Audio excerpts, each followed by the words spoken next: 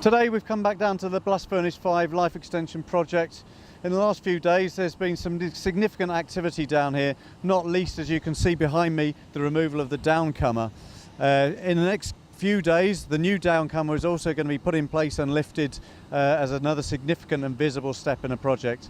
I'm joined today by Richard Chapman. Richard's project engineer and responsible for some of these major movements. So Richard, thanks for welcoming us to the project today.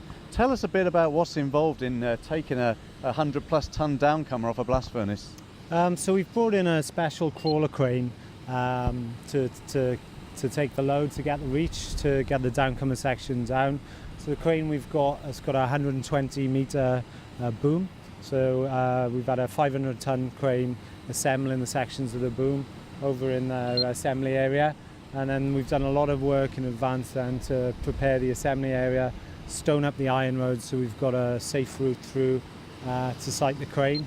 The next big movement we're about to witness is the movement of the new downcomer across to the iron road here before it gets lifted in the air. Now, this isn't going to be done with a crane. It looks like some sort of mobile unit. Talk us through what's happening over there. So all the movements are being done with SPMTs, so they're self-propelled mobile transport units. They link together, so we've got 4 units linked together supporting the trestle arrangement. So the whole downcomer and the trestle arrangement with the shipping containers, it's all going to be transported together. And I guess with all this sort of activity, safety is absolutely paramount. What sort of precautions do you put in place around the people in the process? Absolutely. So when we took down the main section of the downcomer, we had a full exclusion zone across the whole of the site. And then with the other segments that we taken down, we've just managed those on an individual basis. So just having exclusion zones local to the lift. It'll be the same for the new downcomer.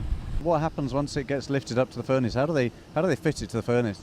So they've got quarter flanges fixed to both the old and the new sections. They get bolts, they'll get stud bars through those just to secure it initially.